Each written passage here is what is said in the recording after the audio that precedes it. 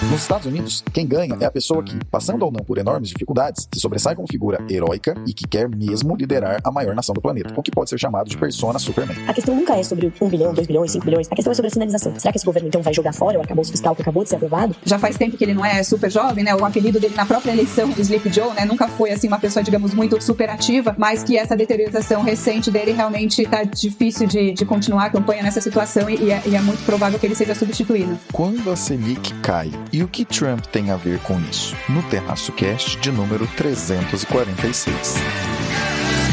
Fala pessoal, Caio Augusto, diretamente da noite de 15 de julho de 2024, em Ourinhos, para o 436 do Terraço Cast. Aviso desde já que esse episódio terá um formato um pouquinho diferente que, se vocês gostarem, ficará um pouco mais recorrente. Neste 436, contamos com a seguinte dupla dinâmica. E aí, Raquel de Sá?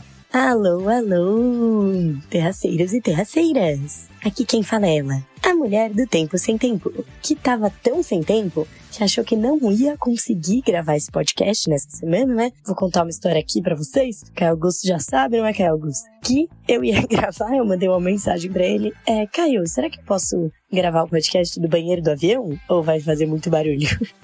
Esse era o nível da mulher do tempo sem tempo e um pouco esquecida também pra gravar esse podcast. Então, vamos ao que interessa. Tempo chuvoso em todos os lugares, que essa mulher do tempo sem tempo deu uma voltinha no Brasil essa semana. Passei pelo Nordeste, né? Fui pra Natal, fui pra João Pessoa e agora me encontro nas terras cariocas do Rio de Janeiro, onde faz, pasmem, frio. Não, mentira, faz frio não, faz frio só pros cariocas. Faz chuva, né? Acabo de ter uma discussão séria com São Pedro, porque eu saí pra correr e chovia, então eu tive que voltar. Então é isso, mulher do tempo sem tempo está um pouco chateada, mas tudo bem, porque, né, estávamos precisando de um pouquinho de inverno com cara de inverno, não é mesmo? E aqui vai, nessa finalização de saudações, uma saudação aqui pra Rê, uma pra Fê, as minhas companheiras deste podcast e que eu, tonta que sou, sempre esqueço de dar um alô.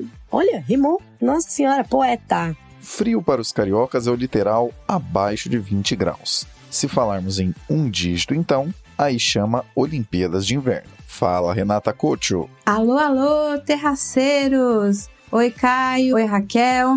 Espero que esteja aí tudo bem com vocês. Aqui é a Renata, falando dessa vez numa quinta-feira chuvosa, fria, aqui em São Sebastião, litoral norte de São Paulo. E, falar para vocês que semana passada eu conheci lá a Grande Ourinhos, né? Eu queria ir para parabenizar o Caio, a Vivi, né? Desejar aí muito, muito amor para eles, muitas felicidades e dizer que eu adorei conhecer a grande cidade de Ourinhos e região. Lugar belíssimo, foi muito, muito emocionante. Foi um momento muito, muito, muito especial e emocionante mesmo, sem a menor sombra de dúvidas. Vivi, meu amor, te amo. Foi tanta emoção que acabou nem rolando um áudio especial de Terraceiros Podcasters, já que também estavam presentes, além da Rê, o Arthur e o Vitor, que vocês certamente já ouviram aqui em alguns outros episódios. Que o amor seja sempre a resposta. Esse episódio será um pouco diferente porque, em virtude do atentado contra o presidenciável Donald Trump, essa informação tomou totalmente o radar de atenções e nos direcionou a uma ideia nova que pode acontecer por aqui de vez em quando. Você que sempre nos ouve já sabe que costumamos focar em aspectos mais estruturais, pontos de atenção sobre grandes movimentações que impactarão o futuro em um prazo de pelo menos alguns trimestres ou até anos. Só que nem sempre esses impactos são tão esticados. Melhor que ficar explicando é começar. Vocês vão entender. Vamos ao primeiro assunto do 436. O mercado americano, que além de ser o maior do mundo, é um dos que mais se move com rapidez diante de novidades nos cenários, já está precificando o atentado contra Trump. Caso você tenha se escondido em uma caverna nos últimos 8 a 10 dias e não tenha ficado sabendo, no dia 13 de julho de 2024, sábado, enquanto falava em um comício, o candidato republicano Donald Trump sofreu um atentado. Um homem que estava em um telhado próximo ao local onde ocorria esse evento com apoiadores atirou algumas vezes e um desses tiros atravessou uma das orelhas do candidato, que logo em seguida foi visto com o rosto ensanguentado e, antes de ser retirado do local por agentes do serviço secreto, fez um gesto que certamente gerou uma imagem que os netos de todos nós verão nos livros de história. Colocou um punho cerrado para cima e disse 3 vezes a palavra fight, ao que seus apoiadores responderam com fervorosos gritos de USA. Essa imagem, sem surpresas, é a que faz parte da capa do episódio de hoje. Pois bem, o que os mercados estão precificando nesse momento, que tem sido chamado inclusive de Trump Trade, é uma diminuição mais acelerada nos juros futuros, ao passo que, no curto prazo, isso talvez sinalize para uma queda um pouco mais lenta dos juros pelo Fed. E a explicação é a seguinte. Por um lado, Trump sinaliza que irá, com muitas aspas, resolver rapidamente os conflitos globais com participação direta dos Estados Unidos, Rússia e Ucrânia e Israel e Gaza, o que provavelmente impactará em um peso menor para o lado militar, que é uma despesa razoável do orçamento americano. Isso sem contar na tão sinalizada cobrança dos demais países da OTAN pelos serviços prestados. Caso você tenha pensado, acho que o TeaçoCast já comentou sobre isso, você acertou. No boletim internacional do episódio 423, de nome O que significa Higher for Longer, a Renata comentou sobre como o mundo irá acelerar os gastos militares em uma corrida que envolve 10 trilhões de dólares nos próximos anos. Ouça aquele episódio novamente se quiser refrescar a memória. E então, continuando, Trump sinalizando fortemente que irá, com muitas aspas, resolver os conflitos Rússia e Ucrânia, Israel e Gaza e irá cobrar dos demais membros da OTAN para continuar a proteção. Com esses dois aspectos, temos aí uma pressão menor sobre uma das maiores despesas do orçamento americano, que é o setor de defesa. E, portanto, fiscal menos apertado em perspectiva tem puxado os juros mais longos de 10 e 30 anos para baixo. Mas, no curto prazo, o aspecto é outro. Em primeiro lugar, a expectativa de que a volta de Trump signifique o retorno de cortes em impostos para empresas, que pode trazer impactos fiscais negativos para um fiscal já bastante danificado e em trajetória perigosa, é um fator de preocupação. E ainda pelo lado dos efeitos inversos, temos também uma esperada ampla tarifação de produtos chineses. O que tem sido enunciado é que tudo que vier da China será tributado em 61%. O próprio Donald Trump comenta bastante sobre isso. Essa tarifação ela deve ter efeito inflacionário esperado por alguns trimestres após a implantação, já que não se substitui de imediato toda uma cadeia produtiva localmente ou próximo aos Estados Unidos. Não se substitui essa cadeia tão complexa que demorou 30, 40 anos para ser colocada na China de maneira imediata. Não tem como você fazer uma substituição tão rápida, então, ao menos no curto prazo, isso tem efeito inflacionário. Até que esse efeito inflacionário inicial se dissipe, essa pressão tende a fazer com que o Fed, mesmo iniciando um ciclo de cortes ainda em 2024, seja um pouco mais cauteloso e eventualmente lento nessa queda, observando o quanto esse efeito inflacionário esperado se espalha pela economia. E, ainda olhando pelo aspecto vamos taxar tudo que vem da China, em termos de agro, outros países, como o Brasil, podem se beneficiar como players de itens muito consumidos pelo Tio Sam. Ou, em bom português, tarifar muito a China ficará caro. Então, onde for mais barato, a maior economia do planeta entrará comprando. E isso pode nos beneficiar, pode beneficiar o Brasil. Os impactos diretos ao Brasil são, levando tudo isso em conta, um alívio vindo de fora pelo lado da nossa balança comercial, que já anda bem positiva, mas pode captar retornos ainda mais vigorosos nos próximos anos, ventos positivos sobre o câmbio.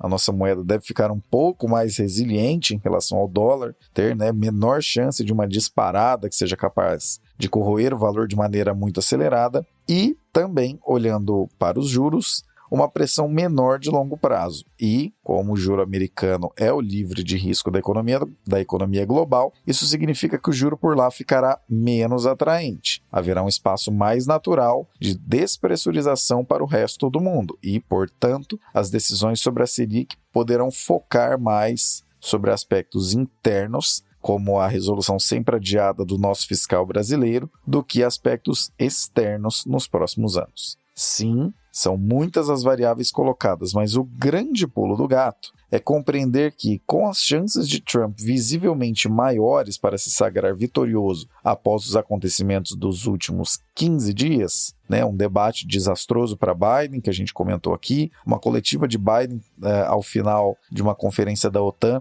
que deixou a impressão ainda mais aberta de que ele não está preparado psiquicamente, psicologicamente, para os desafios de se reeleger, e agora, mais recentemente, esse atentado, né? Com tudo isso, as movimentações que acontecem recentemente passam a levar mais em conta que Trump volte à Casa Branca do que o atual ocupante dessa residência do poder continue lá por mais 4 anos. Atentados como esse não são novidade. Essa foi a 8ª vez em que isso ocorreu lá no Tio Sam.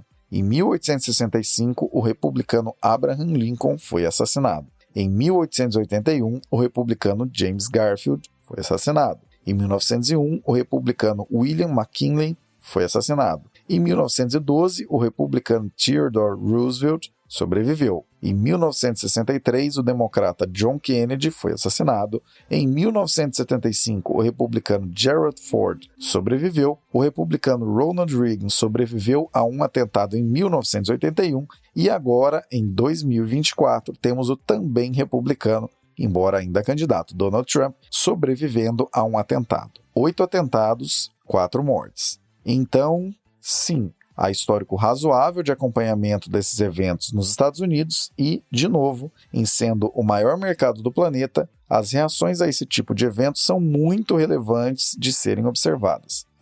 Um último detalhe só para fechar esse especial. No Brasil, em termos político-eleitorais, ganha muito voto a história da pessoa que sofreu, passou por muitas chagas e dificuldades, mas agora quer mudar o país entrando na política. O que podemos chamar de persona Charlinho, aquele mesmo do Hermes e Renato. Mas nos Estados Unidos, quem ganha é a pessoa que, passando ou não por enormes dificuldades, se sobressai como figura heróica e que quer mesmo liderar a maior nação do planeta, o que pode ser chamado de persona Superman. O que faz com que o mundo inteiro visualize chances imensamente maiores de que Trump se sagre vencedor do pleito eleitoral em 2024 tem tudo a ver com isso, no final das contas. E desculpem a repetição, mas é exatamente por isso que você acabou de ouvir esse especial, para focar em como as chances são de verificarmos mudanças e continuidades sendo tocadas por Trump, porque as chances são, nesse momento, bem mais elevadas de que ele torne a ser presidente dos Estados Unidos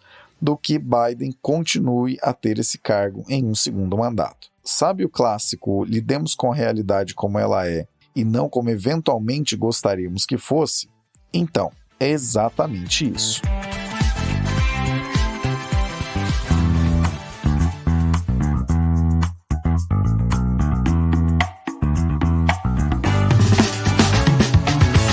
Confira na nossa Linktree todos os meios possíveis de acompanhar o Terraço Econômico, nossas redes sociais, parcerias ativas, e-books e até mesmo como você pode cadastrar seu e-mail para receber nossa newsletter semanal, a Reflexionários. Então, para resumir a ópera, não deixe de visitar nossa Linktree. Esse link está na descrição desse episódio.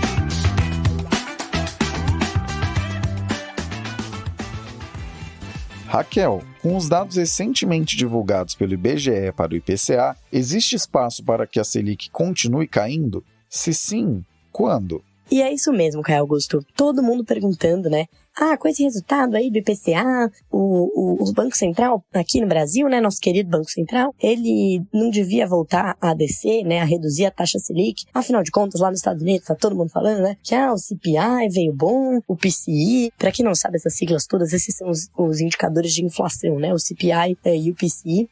O deflator do PCI, né, são os indicadores lá nos Estados Unidos, os principais. PCI nada mais é do que o número de consumo, né, de personal consumption. E aí o deflator desse número, o consumo das famílias é o preferido do Fed pra olhar a inflação. Mas também tem o CPI, que é como se fosse o nosso IPCA. Enfim, eu divago, né, então tô aqui contando, a gente tava falando de Brasil, né, por quê? Porque tá todo mundo tentando fazer esse paralelo, né, mas lá nos Estados Unidos tá todo mundo, né, com os dados melhores do que o esperado, então o Fed vai começar cortar os juros, por que a gente aqui parou? Né? Primeiro, gente, a gente tem que lembrar que esse processo de queda de juros nem começou nos Estados Unidos, né? Eles subiram, chegaram no patamar que eles estão aí de 5,5 no upper, né? Na parte ali no range superior, e estão lá, desde então. A gente não, a gente já subiu, começou a subir antes e começou a cair antes. A gente estava em 13,75, caiu até 10,5. Então, né, tem uma diferença grande. E ambas as taxas de juros estão em patamar contracionista. Por quê? Porque o juro neutro, né, que é aquele juro que não estimula nem desestimula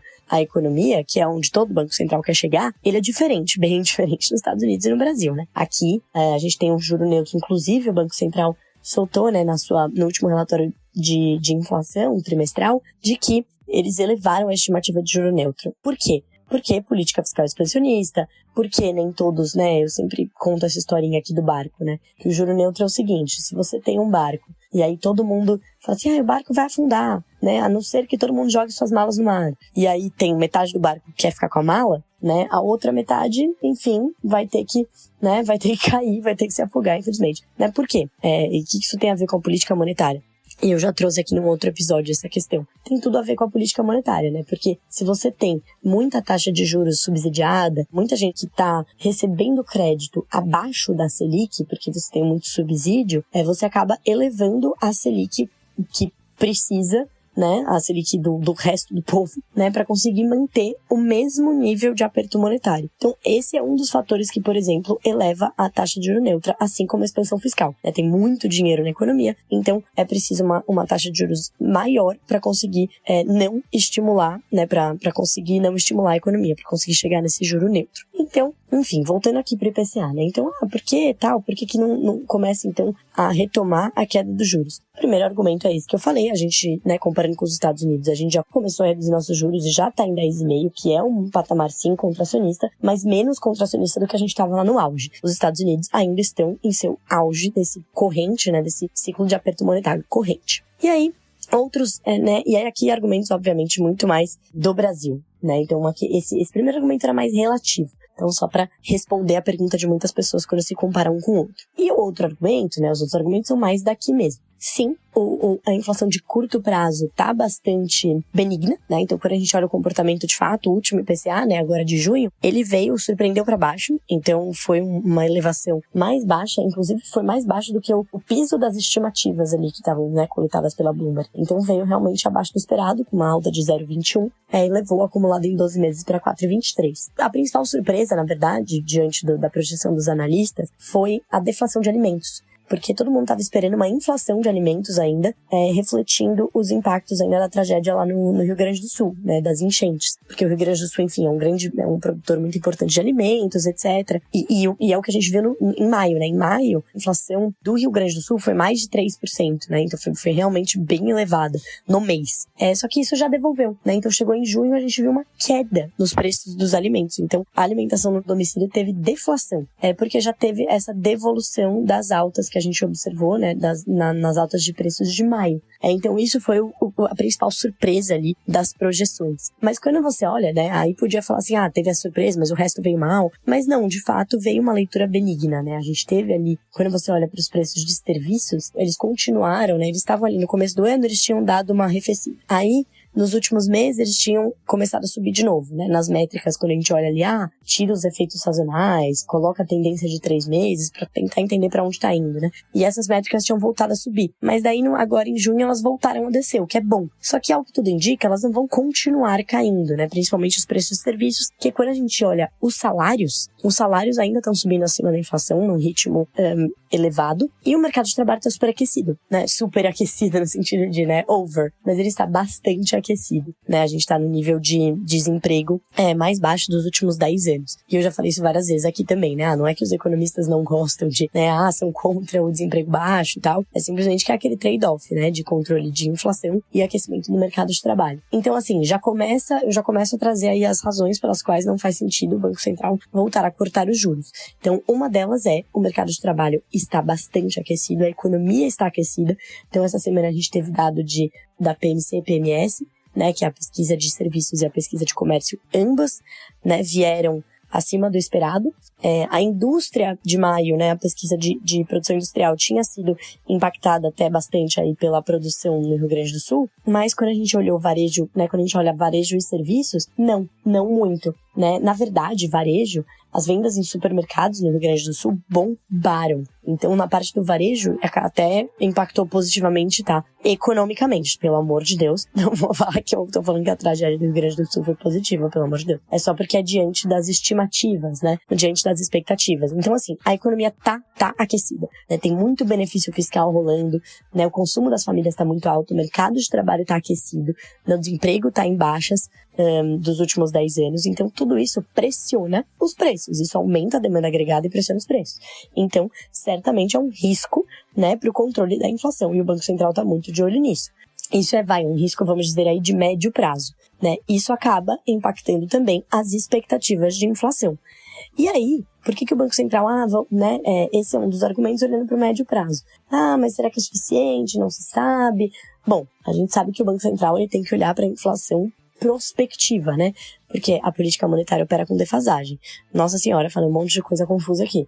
O que é isso, né? O Banco Central, ele mexe nos juros hoje, e isso só vai ser sentido na economia daqui uns 3... no Brasil começa a ser sentido a partir de 3 meses, mas é assim, de 3 meses a 1 ano.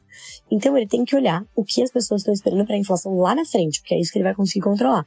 E como ele está olhando o mercado de trabalho aquecido, uma economia aquecida, isso pressiona os salários, isso aumenta a demanda agregada, no quê? Olhando para frente, né? Então, esse é um dos riscos.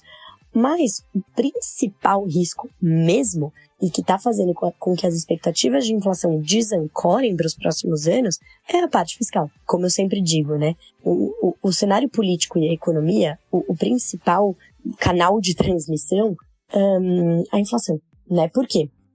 E a inflação é por onde? Pelas contas públicas, pelas contas públicas, pelo fiscal. Por quê? Porque quando o governo ele gasta, né, tá colocando benefício fiscal, tá estimulando a economia, gasta além gasta demais, gasta muito além do que ele arrecada, ele tá estimulando o quê? A demanda agregada. Então tá aumentando a demanda por bens e serviços na economia.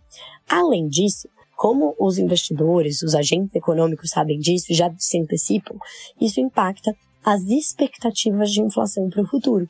E aí é aquela profecia autorrealizável que eu sempre falo, né? Se todo mundo acha que o preço vai subir, todo mundo coloca aquilo no seu preço antes de subir, porque não quer ficar para trás, e aí os preços efetivamente sobem.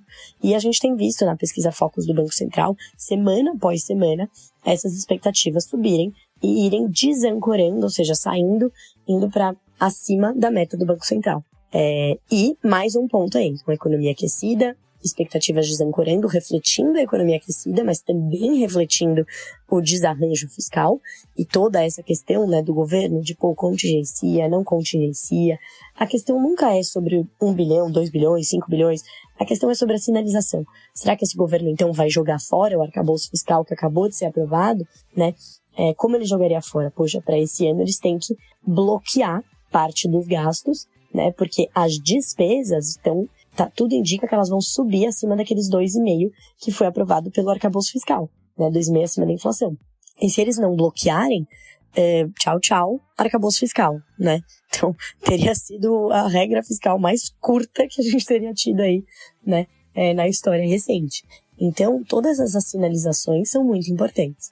Então, já falei de expectativa, já falei de economia, e aí, outra ligação, né, muito clara com o fiscal é o câmbio, né? E aí o câmbio, o nosso fiscal, ele acaba adicionando ao movimento global. Então a gente sabe que o dólar tá forte no mundo, ele deu uma enfraquecida na última semana com as sinalizações mais claras que os juros devem cair, tem espaço provável para cair se os dados continuarem vindo positivos, né? Começar a cair nos Estados Unidos em setembro, mas assim, vão cair gradualmente, né? Ainda não é certeza que vão começar em setembro, pode ser que comece em dezembro, né? Lembra que no começo desse ano todo mundo achou que ia cair 7, ia ter 7 quedas de juros, né? Então os juros altos por mais tempo nos Estados Unidos fortalecem o dólar. Então, apesar de ter perdido um pouquinho de força, enfraquecido um pouquinho nas últimas semanas, o dólar ainda está bastante forte no mundo. E aí a gente tem, e dólar forte, né, pressiona a inflação. Por quê? Porque a gente importa boa parte do que a gente consome, a gente importa o produto final, a gente importa partes, né, peças, a gente importa insumos. Então, eu sempre gosto de dar o exemplo da farinha do pãozinho, né? Então até o nosso pãozinho é impactado pelo dólar.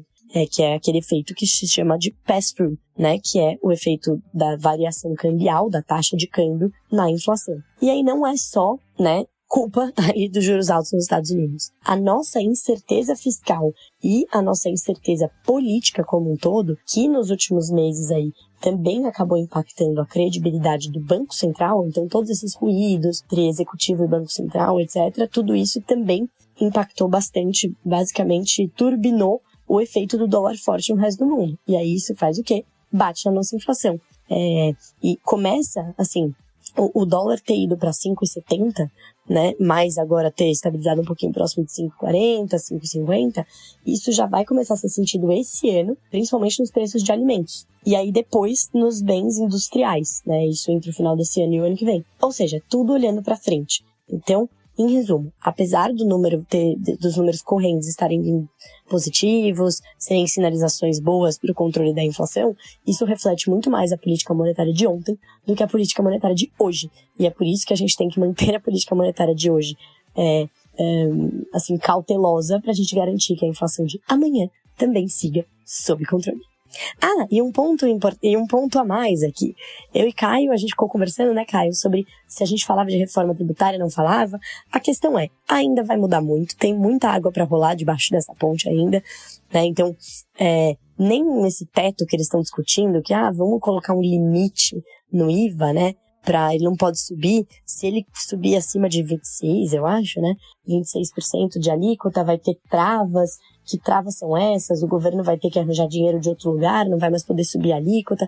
Enfim, todas essas regras, inclusive o que entra no imposto do pecado, o que não entra, tudo isso ainda vai mudar e ainda vai ter muita conversa.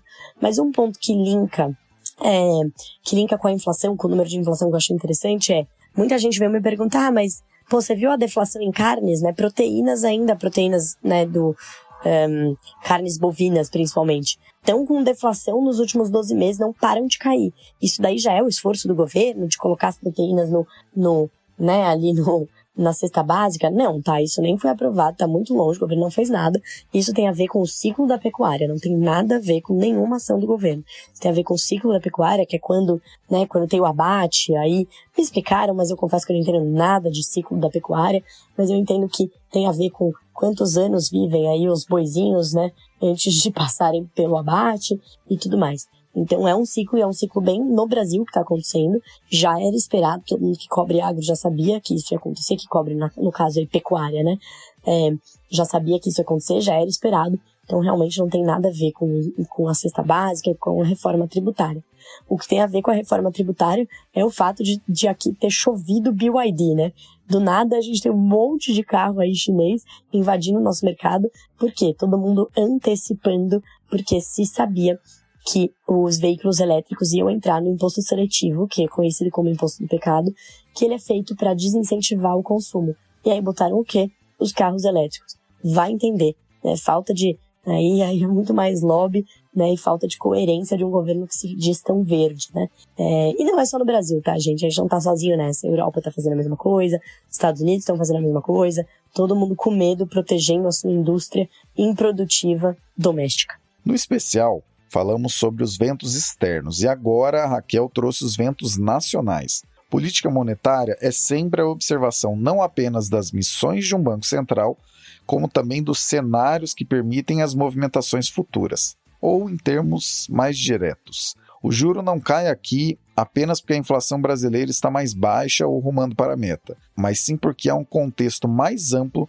que permita que essa queda aconteça. Nada, nem na física nem na economia, acontece de verdade no vácuo. Tudo depende de um contexto sempre. E levando em conta que somos um mercado bem pequeno em relação ao mundo, o máximo que podemos fazer é ajeitar a casa internamente para aproveitar ventos positivos do exterior. Os dados recentes do IPCA sinalizam que há maior despressurização e um espalhamento mais sutil da inflação por toda a economia.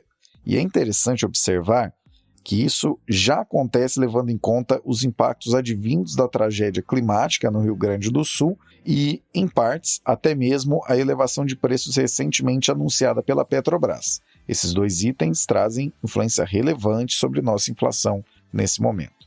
Mas, novamente, não podemos deixar de levar em conta que a regra fiscal parar ou não em pé é algo muito mais relevante para sabermos se iremos ou não aproveitar os ventos positivos do exterior nos próximos anos.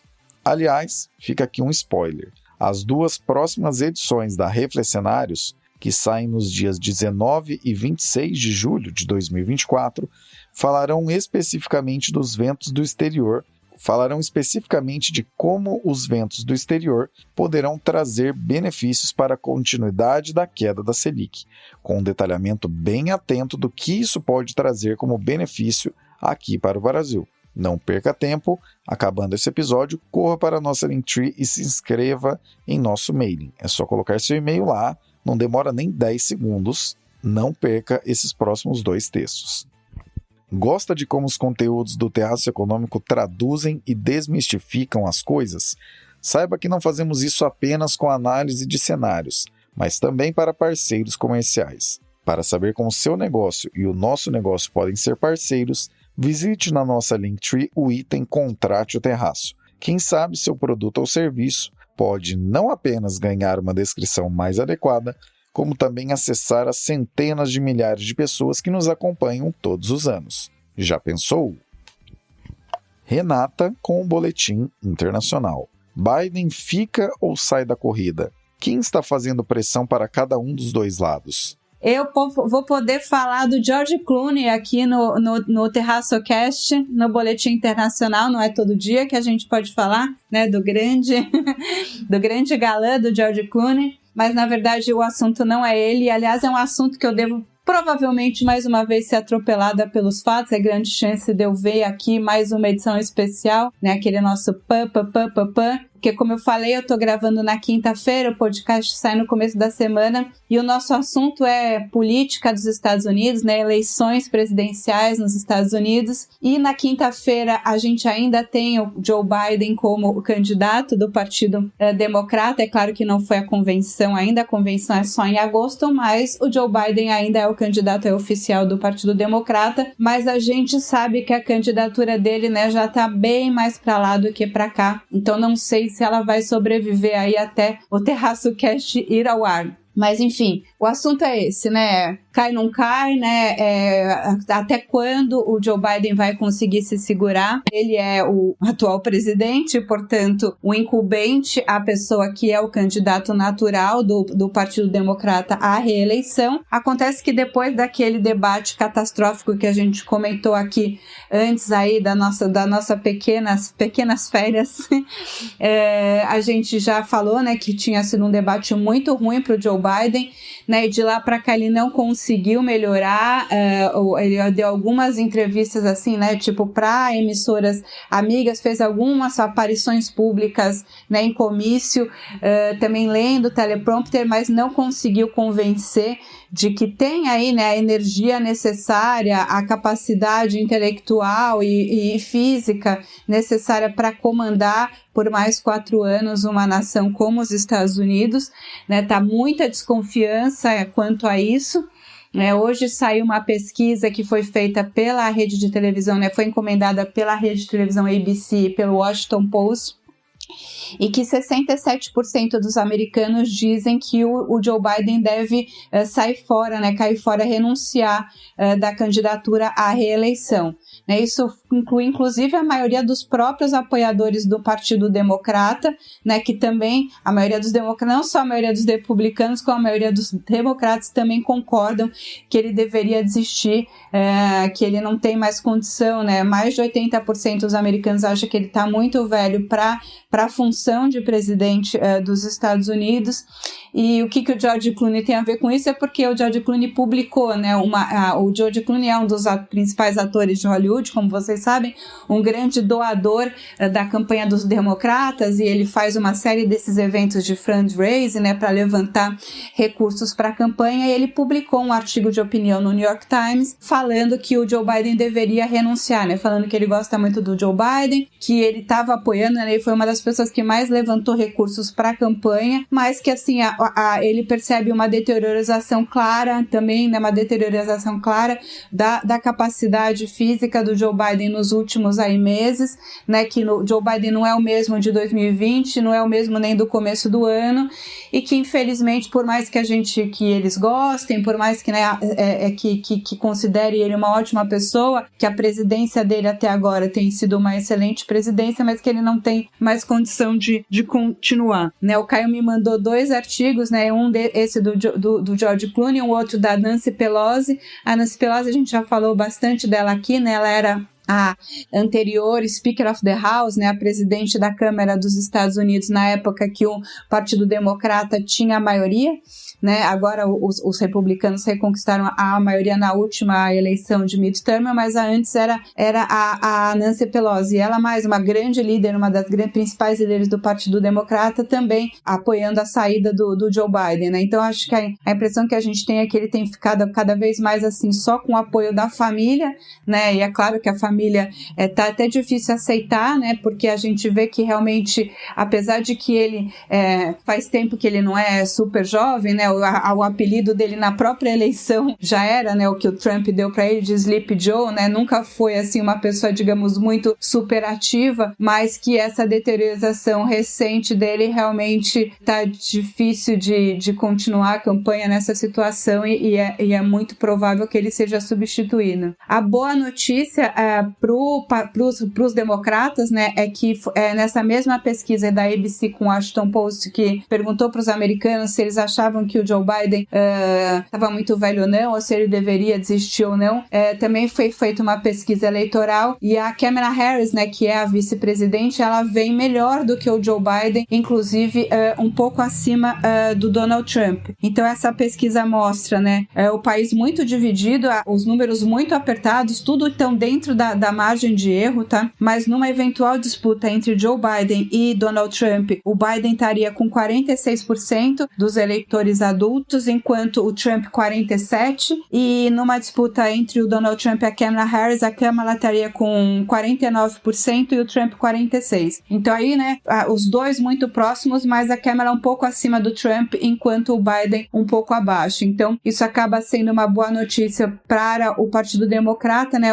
Essa eleição, na verdade, eu acho que ela é muito mais, na verdade, sobre o Donald Trump do que sobre o candidato do Partido Democrata, né? É muito um plebiscito a respeito do que se os Estados Unidos querem de volta o Donald Trump ou não, né? Do que um plebiscito a respeito do incumbente, né, que normalmente né, queremos que isso continue ou não, na verdade é mais trumpismo contra o anti-trumpismo. Então eu acredito que nesse sentido, assim, o candidato do Partido Democrata faz pouca diferença. É claro que, assim, se os democratas escolherem alguém muito louco, alguém muito, né, extremista, muito à esquerda, é claro que essa pessoa teria um apoio menor, mas entre as pessoas que estão sendo aventadas, né, inclusive a vice-presidente, a Kamala Harris, como os outros governadores, né, tem a governadora de Michigan, de Maryland, o próprio governador, o Gavin Newsom da Califórnia, né, são nomes do Partido Democrata que estão sendo aventados aí para substituir o Joe Biden. Todos eles têm esse perfil aí, digamos, mais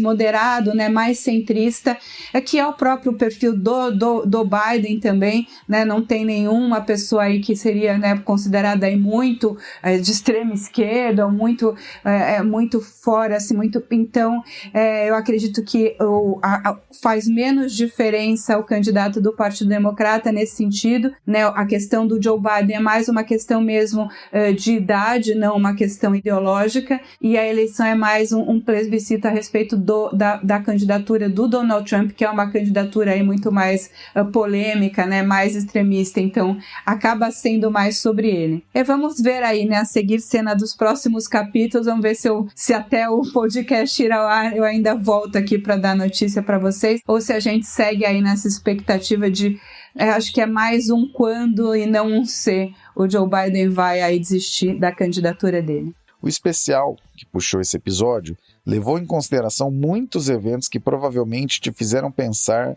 algo como: mas que diferença faz saber o que acontece do lado democrata se as chances dos republicanos levarem aumentaram tanto assim? Bem, a eleição ainda se aproxima, né? Ela acontece em novembro, e é relevante sempre lembrar que não tem jogo ganho. As chances aumentaram para Trump levar? Consideravelmente, mas eleição é eleição, e só saberemos os resultados após os votos depositados se transformarem em uma vitória de um ou de outro. A situação atual do lado democrata é de uma clara divisão entre quem segue apoiando que Biden concorra à reeleição e quem, seja por meios diretos de aportes financeiros ou por influência de maneira mais ampla, advoga por uma saída dele do páreo. Inclusive, em uma recente pesquisa realizada junto a americanos que se identificam como democratas que vimos na Mob Invest, temos que Kamala Harris é a escolha preferida. 73% apoiam fortemente, ou pelo menos de alguma maneira, que ela seja a escolhida. Em segundo lugar está Pete Buttigieg, me perdoem aí pela eventual esquisitice, enfim, estou lendo aqui em aportuguesado, mas enfim, em segundo lugar está o Pete com 57%, em terceiro temos Bernie Sanders com 52% e em quarto lugar com 50% de apoio de alguma maneira está Gavin Newsom.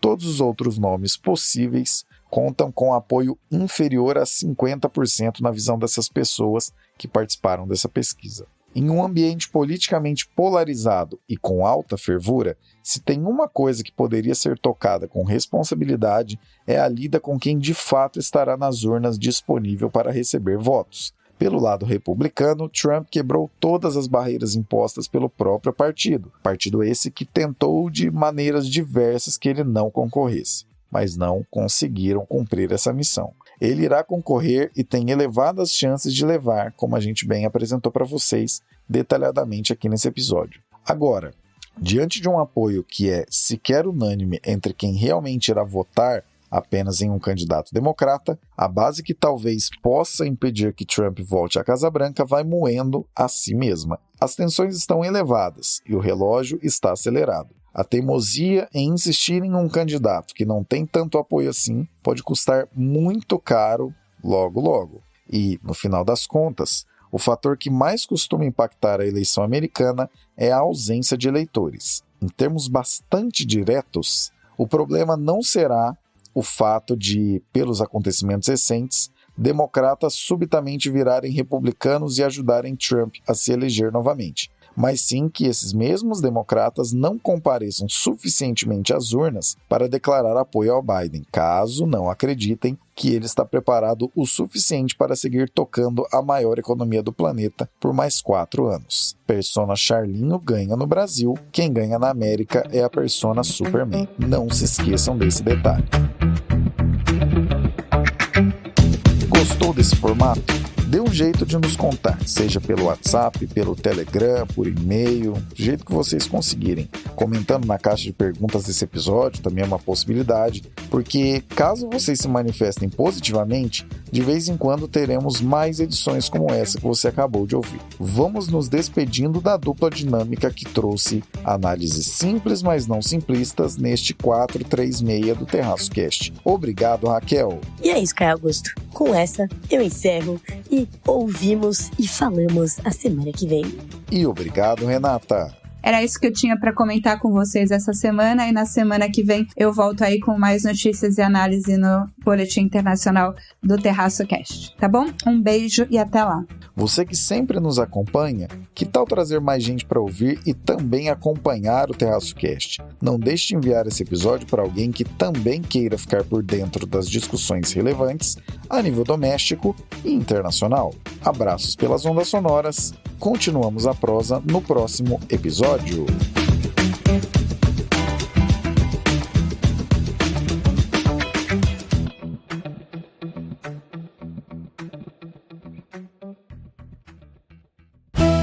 Este episódio foi editado por Atelas, soluções em áudio para podcasts. Encontre a Atelas nas redes sociais. É só buscar por @AtelasEdição.